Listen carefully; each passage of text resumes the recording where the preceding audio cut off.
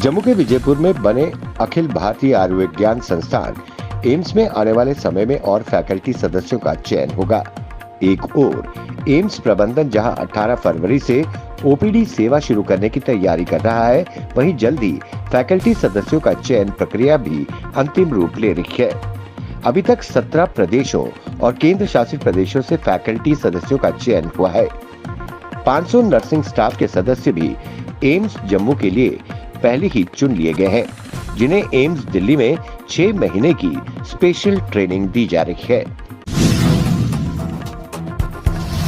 दक्षिण कश्मीर के काजीगुंड में जिला विकास सदस्य डीडीसी वेसु ने कांग्रेस पार्टी से इस्तीफा दे दिया है।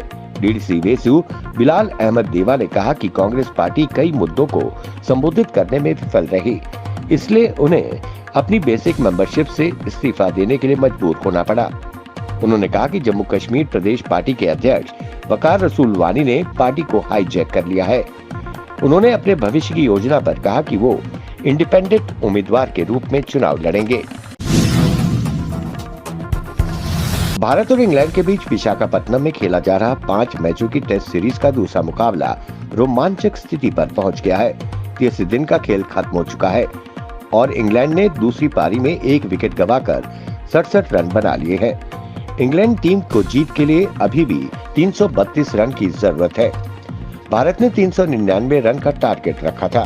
चौथे दिन यानी आज इंग्लैंड की आक्रामक शैली, जिसे बेसबॉल भी कहा जाता है, उसके और भारतीय स्पिनरों के बीच जबरदस्त टक्कर देखने को मिल सकती है। प्रधानमंत्री कार्यालय में राज्य मंत्री डॉक्टर जितेंद्र सिंह ने कहा कि भविष्य में प्रदेश में जब नए डिस्ट्रिक्ट के लिए कमेटी बनेगी तो जम्मू संभाग के साथ पूरा इंसाफ होगा। पिछली बार जब जिलों का पुनर्गठन हुआ था तो हमारी सरकार नहीं थी, न केंद्र में और न ही प्रदेश में। डोडा के भद्रवा को जिला बनाने की लोगों की लंबे समय से मांग पर जितेंद्र सिंह ने अपने विचार रखे।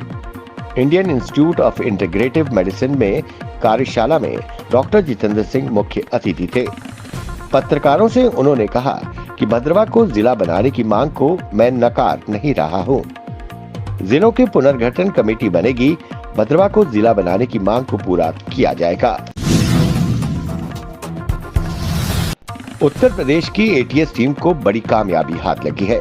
यूपी एटीएस ने रूस में रहकर आईएसआई के लिए जासूसी कर रहा भारतीय एजेंट को गिरफ्तार किया है। ये ऑफिसर रूस में भारतीय दूतावास में तैनात है। यूपी एटीएस के अनुसार विदेश मंत्रालय में मल्टीटास्किंग स्टाफ के पद पर काम कर रहे सत्येंद्र सिवाल को गिरफ्तार कर लिया गया है। उस पर आईएसआई के लिए काम करने का आरोप है। ये आईएसआई का हैंडलर को महत्वपूर्ण जानकारियां मुहैया करवा रहा था। ये ऑफिसर सेना और देश की सुरक्षा से जुड़ी महत्वपूर्ण जानकारियां आईएसआई हैंडलर को पहुंचा रहा था।